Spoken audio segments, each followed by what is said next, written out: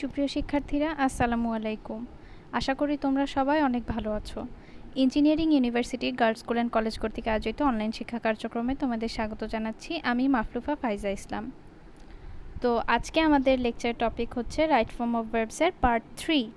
আচ্ছা, এর আগে তোমরা রাইট ফর্ম অফ ভার্বসের উপর 2টা ক্লাস করেছো। তো আজকে আমরা থার্ড পার্টে এসেছি। এখন আজকে আমরা 21 নম্বর রুলস থেকে আলোচনা করব। আচ্ছা, দেখো এখানে শুরুতেই বলছে যে since as conjunction of cause. তো এইখানে দেখো বলছে যে since he was weak his parents did not let him join us for party. Since it was Friday I slept longer in the morning.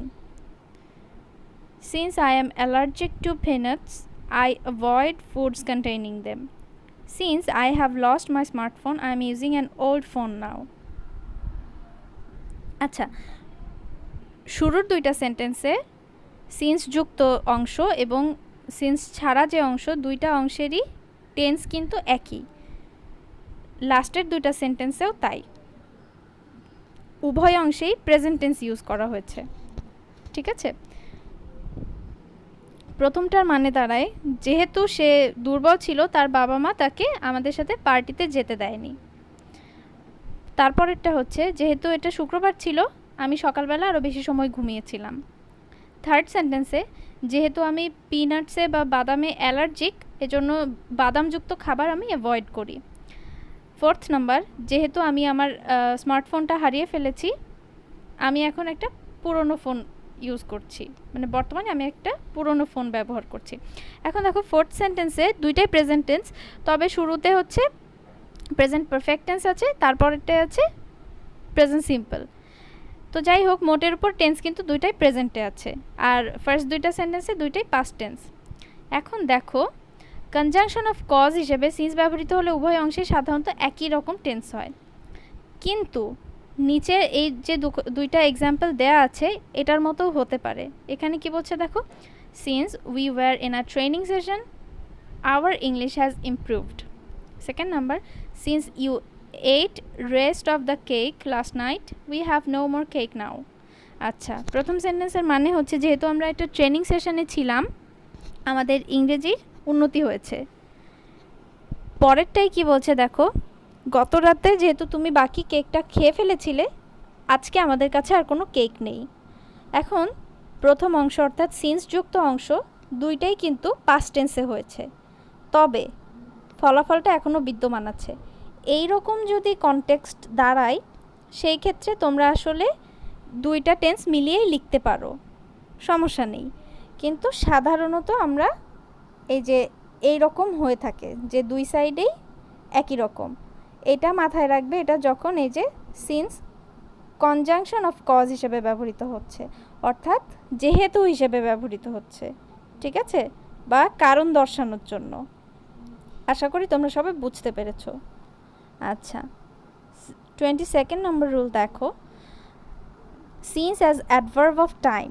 এইখানে যে এক্সাম্পলটা দেয়া আছে মিস্টার খান ডাই 2 weeks since, এইটা কিন্তু আলাদা করে কনজাংশনের মতো নেই।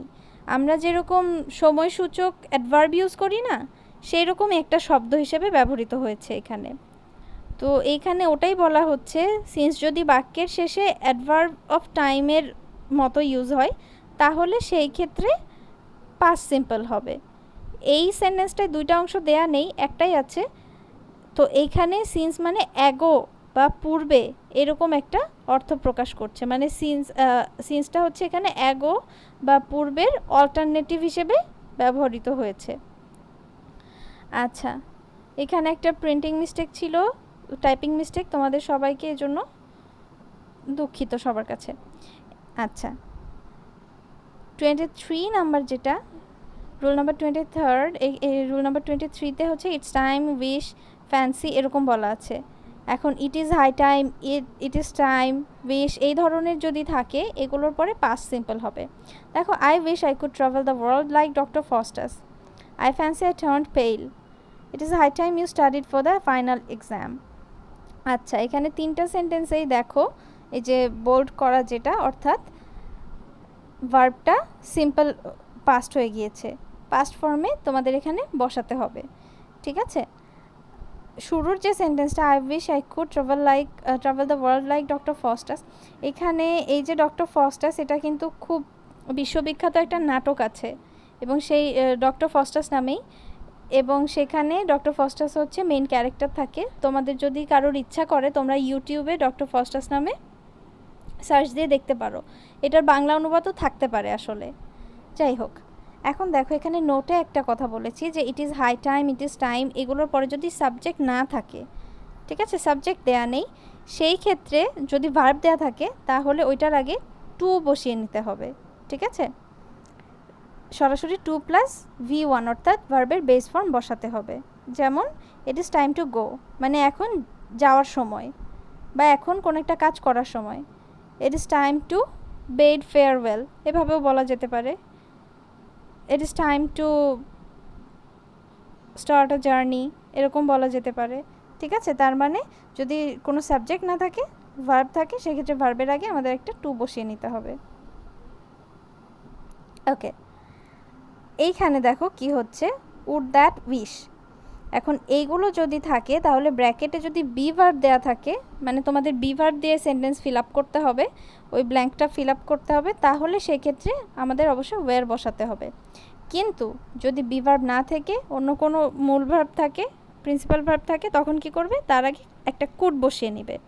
আচ্ছা, আমার এখানে যে এক্সাম্পল দেওয়া আছে এখানে কোনো ব্র্যাকেট নেই, কিন্তু তোমাদের বলছি যে এক্সামে কোয়েশ্চেন থাকলে কিন্তু তোমাদের একটা প্যাসেজের মতন দেয়া থাকবে, সেই ক্ষেত্রে প্রত্যেকটা ব্ল্যাঙ্কের শেষে ব্র্যাকেটের মধ্যে হিন্ট হিসেবে একটা ভার্ব দেওয়া থাকবে এবং ওইটারই কারেক্ট ফর্মটা লিখে তোমাদের অ্যান্সার দিতে হবে। মানে ওইটা কারেক্ট ফর্মটা বসালেই আসলে ওই পুরো প্যাসেজটা ঠিকঠাক মতন অর্থ প্রকাশ করবে।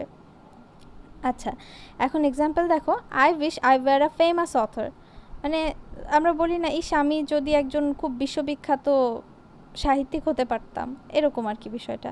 I wish I could fly in the sky, এই যে দেখো বি ভার্ব থাকার জন্য ওটা ওয়্যার হয়েছে, আর ফ্লাই যেহেতু একটা প্রিন্সিপাল ভার্ব এই জন্য তার আগে একটা কুড বসিয়ে নিতে হয়েছে। আশা করি তোমরা সবাই বি ভার্ব, প্রিন্সিপাল ভার্ব এগুলো বুঝো। বি ভার্ব বলতে যে am, is, are, was, were, এগুলো হ্যাভ, হ্যাজ, তো এগুলো হচ্ছে বি ভার্ব। আর প্রিন্সিপাল ভার্ব তো যে কোনো রকমের ওয়ার্ড যেগুলো আছে সেগুলো, এখানে ফ্লাই আছে, তুমি যদি বলো eat, go, write, read, run, play, এগুলো সবই প্রিন্সিপাল ভার্ব। আচ্ছা, থার্ড এক্সাম্পলটা দেখো, she is embarrassed because of a stain on her dress, would that she could change her clothes before coming to the meeting. এই কথাটার মানে দাঁড়াচ্ছে যে সে আসলে তার ড্রেসে একটা দাগের কারণে বিব্রত হয়ে আছে। ইস, যদি সে মিটিংটা অ্যাটেন্ড করার পূর্বেই তার কাপড়টা চেঞ্জ করে আসতে পারতো, ঠিক আছে, এরকম দাঁড়াচ্ছে। তো এই উড দ্যাট, আই উইশ দুটোর একই মিনিং দাঁড়ায় এখানে, এই জন্য এই জায়গাতেও প্রিন্সিপাল ভার্বের আগে একটা কুড বসিয়ে নিতে হবে, বা বি ভার্ব থাকলে ওটা ওয়্যার হয়ে যাবে। আচ্ছা, উড দ্যাটের আরও একটু বিভিন্নভাবেও চেঞ্জও হতে পারে, তবে এইটা মনে রাখা সোজা, তোমরা এভাবেই রাখবে, ঠিক আছে। Would that she could have listen to her father, এরকমও হতে পারে যে ইস যদি সে তার বাবার কথা শুনতে পারতো তাহলে অনেক ভালো হতো, ঠিক আছে, এইরকম। তো যাই হোক, ওইটা কুড হ্যাভ, উড হ্যাভের দরকার নেই, তোমরা আপাতত এখানে যেটা আছে এটাই তোমরা মনে রাখো। আচ্ছা, as if, as though. As if, as though মানে তোমরা জানো যে এইগুলোর মিনিং হচ্ছে যেন। আচ্ছা, অ্যাজ ইফ, অ্যাজ দো যুক্ত বাক্যের প্রথম অংশ প্রেজেন্ট টেন্স হলে পরের অংশ পাস্ট সিম্পল, প্রথম অংশ পাস্ট সিম্পল হলে পরের অংশ পাস্ট পারফেক্ট হবে। আচ্ছা, এক্সাম্পল দেখো তাহলে তোমরা বুঝতে পারবে। She speaks as though she new nothing of the matter, it seemed as though everything had been my fault. প্রথম বাক্যে দেখো যে অ্যাজ দো এর পূর্বের অংশটা, মানে প্রথম অংশটা হচ্ছে স্পিক্স অর্থাৎ প্রেজেন্ট টেন্সে আছে, আর পরের অংশটা শি নিউ নাথিং, এখানে নিউ হচ্ছে পাস্ট ফর্ম, ঠিক আছে। তার মানে যখনই অ্যাজ দো এর প্রথম অংশটা আমরা প্রেজেন্ট সিম্পল দিব, পরের অংশটা অবশ্যই আমাদের পাস্ট সিম্পল দিতে হবে, ঠিক আছে। সেকেন্ড সেন্টেন্সে কি হচ্ছে, অ্যাজ দো এর পূর্বের অংশটা পাস্ট সিম্পল হচ্ছে, এই কারণে পরের অংশটা পাস্ট পারফেক্ট হয়েছে। আর পাস্ট পারফেক্টের স্ট্রাকচার তো তোমরা সবাই জানো যে সাবজেক্টের সাথে হ্যাড বসবে, তারপরে ভার্বের পাস্ট পার্টিসিপল ফর্ম। আচ্ছা, এখানে দেখো ইট seemed as though everything had been my fault, এখানে আলাদা কোনো মূল ভার্ব নেই, এখানে বি ভার্বটাই আছে, এই জন্য বি ভার্বের পাস্ট পারফেক্ট ফর্মটা আসলে হ্যাড বিন হবে, ঠিক আছে। প্রেজেন্ট ফর্ম হয় ইজ, অ্যাম, ইজ, আর, মানে ওইটা তোমার সাবজেক্ট অনুযায়ী বসাতে হয়। পাস্ট ফর্ম হয় ওয়াজ, ওয়্যার, আর পাস্ট পারফেক্ট ফর্ম হয় হ্যাড বিন। বোঝা গেছে? এখন দেখো থার্ড এক্সাম্পল যেটা, সেটা আসলে যে নোটটার জন্য বসিয়েছি। অ্যাজ দো বা অ্যাজ ইফের পরে বি ভার্ব থাকলে ওয়্যার হয়। He talks as if he were a mad, সে এমনভাবে কথা বলে যেন সে পাগল, ঠিক আছে, কথাটা এইরকম দাঁড়ায়। আচ্ছা, এই ছিল হচ্ছে অ্যাজ ইফ অ্যাজ দো এর ব্যাপারে। এটা তোমরা কমপ্লিটিং সেন্টেন্সের ক্ষেত্রেও পাবে, আবার তোমাদের রাইট ফর্ম অফ ভার্বসের মধ্যেও আসতে পারে, ঠিক আছে। কন্ডিশনাল সেন্টেন্স, কন্ডিশনাল সেন্টেন্স তোমরা কম বেশি সবাই শিখেছো, তা আজকে আরেকবার একটু বলে দিচ্ছি, কারণ রাইট ফর্ম অফ ভার্বসের মধ্যে এটা আসেই। আর আজকে আমরা এই কন্ডিশনাল সেন্টেন্সের বিষয়ে আলোচনা করে আমাদের লেকচারটা শেষ করব। আচ্ছা দেখো, ফার্স্ট কন্ডিশনে কি হয়, ইফ যুক্ত বাক্যাংশ যদি প্রেজেন্ট সিম্পল হয় তবে অন্য অংশ ফিউচার সিম্পল, অর্থাৎ ভার্বের সাথে শ্যাল বা উইল বসবে প্লাস V1 অর্থাৎ ভার্বের বেস ফর্ম বসবে। একটা জিনিস, সেটা হচ্ছে শুধু শ্যাল উইল না, কিন্তু ভার্বের সাথে এখানে শ্যাল উইলের সাথে ক্যান, মে এগুলোও বসতে পারে, ঠিক আছে। এখন এক্সাম্পলগুলো দেখো। If everything is managed properly by this time we will take the project. আচ্ছা, এইখানে কি হচ্ছে, যদি এই সময়ের মধ্যে সব কিছু ম্যানেজ করা যায় তাহলে আমরা প্রজেক্টটা হাতে নিব বা আমরা প্রজেক্টটা নিব বা শুরু করব, যেটা এটার মানে তারা এরকম। এখন প্রথম অংশটা ইফ যুক্ত এই অংশটুকু কিন্তু দেখো প্যাসিভ ফর্মে লেখা আছে। এখন তোমরা দেখে একটু ঘাবড়ে যেতে পারো, এই জন্য আমি এক্সাম্পলটা এখানে দিয়েছি। এখানে ঘাবড়ানোর কিছু নাই। দেখো ইজ ম্যানেজড, এইটা কিন্তু প্যাসিভে লেখা, কিন্তু টেন্সটা হচ্ছে প্রেজেন্ট সিম্পল, কাজেই অবশ্যই পরের অংশতে তোমার ফিউচার সিম্পলই বসাতে হবে, ঠিক আছে, অন্য কিছু হবে না। সেকেন্ডটা দেখো, if it rains I will not go, এটা বোধ হয় আমাদের দেশের সবথেকে কমন উদাহরণের একটা, মানে কন্ডিশনাল শেখানোর সময় আমরা এটা পেয়েই থাকি কম বেশি। আচ্ছা, থার্ড এক্সাম্পলটা দেখো, unless drastic action is taken global temperature will continue to rise. আচ্ছা, এখানে আনলেসটা আমি দিয়েছি কারণ আনলেসের বাংলা মানে দাঁড়ায় যদি না, ঠিক আছে। তো এই থার্ড সেন্টেন্সের কীরকম আসে, মানে যে যদি একটা কঠোর পদক্ষেপ না নেওয়া হয় তাহলে গ্লোবাল টেম্পারেচার বা বৈশ্বিক উষ্ণতা বাড়তেই থাকবে, ঠিক আছে। তো এই যে যদি না, অর্থাৎ আনলেস আর ইফ জিনিসটা প্রায় একই রকম, মানে যদি নেগেটিভ ফর্মটা হচ্ছে, ইফের নেগেটিভ ফর্মটা হচ্ছে আনলেস, ওকে। তো এই জন্য আমি এখানে দিলাম, এটারও স্ট্রাকচার ওই একই রকমই হবে, যে এক পাশে যদি প্রেজেন্ট সিম্পল হয় আরেক পাশে তোমার সিম্পল ফিউচার বসাতে হবে, অর্থাৎ শ্যাল, উইল বা মে বা ক্যান, এটার সাথে ভার্বের বেস ফর্ম। আচ্ছা, এখানে একটা ছবি আছে, দেখো এখানে তোমরা বাম পাশে যে ইউজেসগুলো দেখতে পাচ্ছ, মানে ফার্স্ট কন্ডিশনাল কিসে ইউজ হয়। আচ্ছা, আরেকটা জিরো কন্ডিশনাল নামে আরেকটা আছে, কিন্তু ওইটা আমরা সাধারণত ক্যাটাগরাইজ করি না আলাদা করে, আমরা ফার্স্ট, সেকেন্ড, থার্ড এই তিনটাতেই ধরি। তো এখানে দেখো ইউজেসগুলো কেমন আছে, predictions, promises, a possibility, cause and consequence, মানে কারণ এবং ফলাফল বা কজ অ্যান্ড ইফেক্টও আমরা বলতে পারি। আচ্ছা, স্ট্রাকচারটা তো তোমাদের বলেই দিয়েছি যে ইফ প্লাস প্রেজেন্ট সিম্পল আর ফিউচার সিম্পল তার সাথে। আচ্ছা, এখানে ইম্পারেটিভসও লেখা, মানে ওই যে যেটা হয় যে তুমি এটা করতে পারো, তুমি এটা বলতে পারো, ওই রকম, ওই যে মে, ক্যান যখন আসবে সেটার জন্য ইম্পারেটিভস বলেছে। আচ্ছা, এক্সাম্পলগুলো একটু দেখো। If I find him address, his address হবে, if I find his address I will send him an invitation. If you study hard, you can pass your exams. If I find a girl this summer, I will marry her. If it rains, we will go to the cinema. If she does not hurry, she will be late. If you lend him some money, he may not give it back to you. এই যে এইটা, যে সে হয়তো বা নাও দিতে পারে, may use হচ্ছে, কিন্তু এখানে এরকম ক্যানও ইউজ হতে পারতো, ঠিক আছে, মানে ক্যানযুক্ত সেন্টেন্স থাকতে পারে ফার্স্ট কন্ডিশনে। If she does not leave the house, everything will be bad.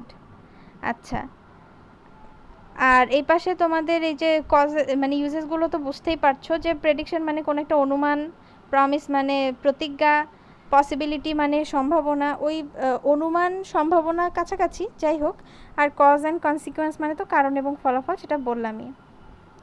আচ্ছা, এখন দেখো সেকেন্ড কন্ডিশন। সেকেন্ড কন্ডিশনে কি আছে, হচ্ছে সেকেন্ড কন্ডিশনে আছে হচ্ছে ইফ যুক্ত বাক্যাংশ যদি পাস্ট সিম্পল হয় তবে অপর অংশ পাস্ট কন্ডিশনাল হয়।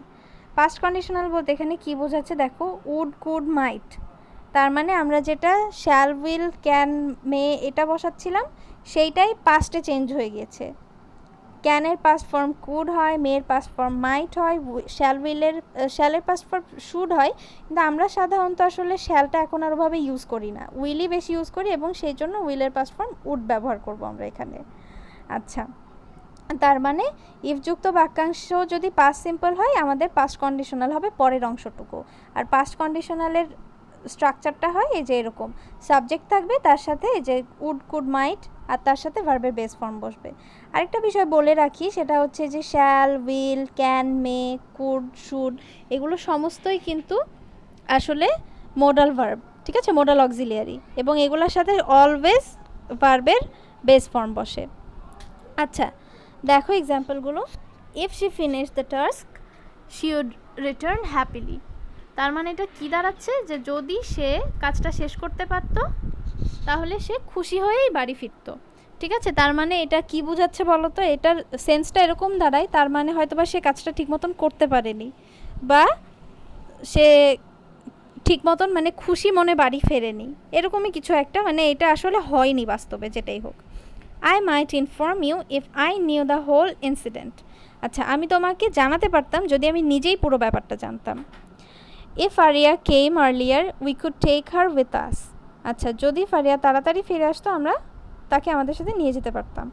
ওকে, এটা কোনোটাই কিন্তু বাস্তবে আর হওয়ার সুযোগ নেই, তার মানে অতীতে ঘটনাগুলো অলরেডি ঘটে গিয়েছে, কিন্তু যদি অন্যভাবে ঘটতো তাহলে হয়তো বা কনসিকুয়েন্সটা ভিন্ন হতে পারতো, সেটাই বোঝানোর জন্য আমরা সেকেন্ড কন্ডিশন ইউজ করি।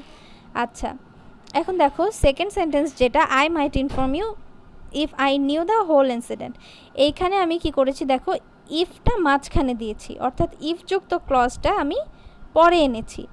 এই ক্ষেত্রে কিন্তু কমা বসবে না, কিন্তু ইফ যদি শুরুতে থাকে, মানে ইফযুক্ত বাক্যাংশটা যদি শুরুতে থাকে, সেই ক্ষেত্রে অবশ্যই এই অংশটুকু শেষ করার পর একটা কমা বসাতে হবে, সেন্টেন্স ওয়ানে যেমন হয়েছে। এই সেম কাজটা কিন্তু সিন্সের সাথেও হয়। তোমরা একদম শুরুতে সিন্স দেখলে না, ওইটা যদি সিন্সটাই যদি আমি মাঝখান থেকে শুরু করি সিন্সযুক্ত ক্লজটা, তাহলে কিন্তু আর কমা বসে না। কিন্তু আমি আমার এক্সাম্পলে সবগুলোতেই সিন্স শুরুতে ছিল, এই জন্য ওই বাক্যাংশের পর অবশ্যই কমা বসাতে হবে, সেভাবেই আমি কমা বসিয়েছি। তো তোমরাও এটা মাথায় রাখবে, মানে কমপ্লিটিং সেন্টেন্সের ক্ষেত্রে আসলে এই জিনিসটা মনে রাখতে হয়। আচ্ছা, তারপর দেখো এখানে ছবি আছে, কন্ডিশনাল সেন্টেন্স টাইপ 2 অর্থাৎ সেকেন্ড কন্ডিশনে কীরকম ইউজ হয়। Hypothesis, unlikely situation, Unreal situations, give advice. তার মানে যেগুলো বললাম, হাইপোথেসিস মানে ধরে নেওয়া একটা বিষয় যেটা আসলে হওয়া সম্ভব না, কিন্তু আমরা কোনো একটা তর্কের খাতিরে বা কোনো একটা কিছু বলার সুবিধার্থে আমরা ধরে নেই, ঠিক আছে, এইরকম সিচুয়েশনগুলোকে হাইপোথেসিস বলা হয়। আবার আনলাইকলি বা আনরিয়েল সিচুয়েশনও অনেকটা ওরকমই। আচ্ছা, গিভ অ্যাডভাইস মানে অনেক সময় উপদেশের ক্ষেত্রেও হয়, তুমি এটা না করে ওটা করতে পারতে, ঠিক আছে, তুমি এই বইটা না পড়ে অন্য আরেকটা বই পড়তে পারতে, এরকম। তার মানে হয়তো বা তার জন্য এটা একটা উপদেশ থাকলো, সে এখন পড়ছে, এটা হতে পারে যে সে এখন পড়ছে, এখন উপদেশটা পাওয়ার পরে সে আর পড়বে না, যেটা বলা হচ্ছে তাকে ওই বইটা সে আগে কিনবে বা আগে পড়বে, এরকম বিষয়টা। বা এখন একটা ভুল ত্রুটি তার হয়ে গিয়েছে, এখন সে কি করবে, ভবিষ্যতে হচ্ছে আবার যখন করবে এই উপদেশটা সে মেনটেন করবে, এরকম দাঁড়ায় বিষয়টা। আচ্ছা, স্ট্রাকচারটা দেখো, ইফ প্লাস পাস্ট সিম্পল, তারপর কন্ডিশনাল। কন্ডিশনাল তো তোমরা দেখলেই, আর ভার্ব ইনফিনিটিভ। ইনফিনিটিভ বলতে টু, ওই যে দেখলে না আনলেসের সাথে যেরকম ছিল, ওইটাতে কিন্তু এরকম ছিল যে the global temperature will continue to rise, মানে ওইখানে একটা টু, যেহেতু আরেকটা ভার্ব নিয়ে আসা লেগেছে, এই জন্য ওই ভার্বটার আগে টু বসাতে হয়েছে। এমনিতে তো উইল কন্টিনিউ আছেই, তার সাথে টু বসিয়ে আমাদের রাইজটা লিখতে হয়েছে। আচ্ছা, এখানে এক্সাম্পলটা দেখো, if I had money I would buy a car, if I knew the answer I would tell it to you, if Mary had time she would visit her boyfriend, if he knew her address he would visit her, if I were 22 I would travel the world, if I were you I would not do this. তার মানে দেখো সিচুয়েশনগুলো কিন্তু একটা বাস্তব না, আমি যদি তুমি হতাম এটা কি কখনো হওয়া সম্ভব, কিন্তু আসলে তাও আমরা বলে থাকি। আচ্ছা, তারপরে দেখো, if sea water weren't salty we would water the plants with it, এখন সি ওয়াটার তো আসলে লবণাক্তই, ওইটা তো আর নতুন করে ফ্রেশ ওয়াটার হওয়ার সম্ভাবনা নেই। কাজেই এটা একটা হাইপোথেটিক্যাল সিচুয়েশন বা আনরিয়েল সিচুয়েশন, যেটা আসলে বাস্তবে না, কিন্তু আমরা ধরে নিচ্ছি এটা যদি এরকম হতো তাহলে কেমন হতো। ঠিক আছে, আচ্ছা কন্ডিশন নাম্বার 3, থার্ড কন্ডিশন দেখো, ইফ যুক্ত বাক্যাংশ যদি পাস্ট পারফেক্ট হয় তবে অপর অংশ perfect conditional would have, could have, might have plus verb 3, অর্থাৎ ভার্বের পাস্ট পার্টিসিপল ফর্ম হবে। এক্সাম্পল দেখো, if I had met him I would have share the news, তার সাথে যদি আমার দেখা হতো আমি নিউজটা শেয়ার করতাম। They would have been shocked if they had witnessed the terrible accident. আচ্ছা, যদি এই দুর্ভাগ্য মানে টেরিবল কি বলা উচিত, ভয়ানক, এই ভয়ানক অ্যাক্সিডেন্টটা বা দুর্ঘটনাটা তারা সচক্ষে দেখতো তাহলে তারা অনেক মর্মাহত হতো। ঠিক আছে, এরকম মানে দাঁড়াচ্ছে। এখন দেখো পারফেক্ট কন্ডিশনাল আমরা কেন বলছি, কারণ এই যে হ্যাড এখানে উড হ্যাভটা আছে। ঠিক আছে, যখনই উড হ্যাভ থাকবে তারপরে তার সাথে ভার্বের পাস্ট পার্টিসিপল ফর্ম থাকবে, তখন হচ্ছে এরকম চলে আসে। ঠিক আছে, এই জন্য ওইটাকে আমরা পারফেক্ট কন্ডিশনাল বলে থাকি। আমরা সবসময় জানি প্রেজেন্ট পারফেক্ট টেন্সে আমাদের হ্যাভ হ্যাজ থাকে, পাস্ট পারফেক্টে হ্যাড থাকে, তার মানে যখন কন্ডিশনাল টেন্সে আমাদের হ্যাভ নিয়ে আসতে হয়, মানে উডের সাথে হ্যাভ নিয়ে আসতে হয়, তার সাথে ভার্বের পাস্ট পারফেক্ট ফর্ম বসাতে হয়, মানে পাস্ট পার্টিসিপল ফর্ম বসাতে হয়, এই জন্য তখন আমরা ওটাকে পারফেক্ট কন্ডিশনাল বলি। আচ্ছা দেখো এখানে কি বলছে, এটার ইউজেস কি, to express regret about a situation in the past, hypothesis about the past, theoretical past situation, an impossible situation because it had already happened, regret। তো এখানে সবগুলো ইউজ থেকেই আমরা দেখে বুঝতে পারছি যে আসলে এই ঘটনাটা অনেক আগে ঘটে গিয়েছে। সেকেন্ড কন্ডিশনে কিন্তু হাইপোথিসিস থাকে, নট নেসেসারিলি যে ওটা সব পাস্টে, হাইপোথিসিস হওয়ার কারণে ওটা পাস্টে। আর থার্ড কন্ডিশনের বিষয়টাই এরকম, এখানে যেই সেন্টেন্সটাই লেখা থাকবে, যেই ঘটনাটাই এখানে উল্লেখ করা থাকবে, সেটা অ্যাকচুয়ালি অনেক আগে হয়ে গিয়েছে, কিন্তু এটা যদি অন্যরকম হতো তাহলে কেমন হতো। বিশেষত কোনো রকম আক্ষেপ প্রকাশ করার জন্য বা এখানেও কোনো রকম পূর্বের ঘটনার হাইপোথিসিস দেওয়ার জন্য আমরা থার্ড কন্ডিশনালটা ব্যবহার করে থাকি। দেখো, if I were you, second কন্ডিশনে যেটা আমরা দিচ্ছি, আমি যদি তুমি হতাম, আমি কিন্তু এখন আমি আছি, মানে আমি কিন্তু বর্তমান, আমি মরে যাইনি, মানে আমি পাস্টে না, আমি প্রেজেন্টেই আছি, কিন্তু হাইপোথিসিসটার জন্য ওটা আমাকে পাস্টে বলতে হচ্ছে। আর থার্ড কন্ডিশনালের এক্সাম্পলগুলো যদি তোমরা দেখো তাহলে এইখান থেকে বোঝা যাবে যেই ঘটনাই এখানে বলা আছে সেটা অ্যাকচুয়ালি অনেক আগের ঘটনা, মানে ওটা অতীতে হয়ে গিয়েছে। If you had worked hard you would have passed your exam, তার মানে কি, এটার মানে দাঁড়াচ্ছে আসলে সে পরিশ্রম করে নাই এবং পরীক্ষাও অলরেডি হয়ে গেছে এবং সে ফেলও করে ফেলেছে। তো যদি সে কঠোর পরিশ্রম করতো তাইলে মেবি পাস করে যেত। If she had found his phone number she might have called him for the party. আচ্ছা, যদি সে তার ফোন নাম্বারটা খুঁজে পেত তাহলে হয়তো সে তাকে কল করত।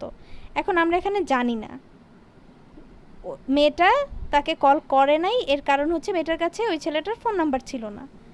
কিন্তু যদি ফোন নাম্বার থাকতো হয়তো সে কল করতে পারতো, হয়তো নাও করতে পারতো, আমরা জানি না। ঘটনার ঘটে গিয়েছে, ওইখানে মেয়েটা আসলে কল দেয় নাই। ঠিক আছে, কারণ হিসেবে সে উল্লেখ করিয়েছে যে তার কাছে ফোন নাম্বার ছিল না। যদি থাকতো তাহলে সিনারিও কেমন দাঁড়াতে পারতো সেটা নিয়ে একটা আলোচনা হচ্ছে এখানে। ওকে, তারপর দেখো লাস্ট সেন্টেন্সটা, if she had driven carefully she wouldn't have had an accident. যদি সে একটু কেয়ারফুলি গাড়ি চালাতো তাহলে অ্যাক্সিডেন্টটা হতো না। তার মানে কি, সে অলরেডি গাড়ি চালিয়ে অ্যাক্সিডেন্ট করেও বসেছে। ঠিক আছে, এরকম বিষয়টা। তো যাই হোক, আশা করি তোমরা সবাই বুঝতে পেরেছো। আমাদের আজকের আলোচনা এই পর্যন্তই থাকলো। তোমরা সবাই প্র্যাকটিস করো, তোমাদের কাছে বিভিন্ন বইপত্র আছে, যাদের কাছে যা আছে সেটা থেকে প্র্যাকটিস করতে থাকো। পরে যখন লেটেস্ট এডিশনের বই আসবে তোমরা ওটা কিনে ওখান থেকে প্র্যাকটিস করতে থাকবে। ঠিক আছে, আজকের মতন সবাই ভালো থাকো, সুস্থ থাকো। নেক্সট ক্লাসে আবার তোমাদের সাথে দেখা হবে।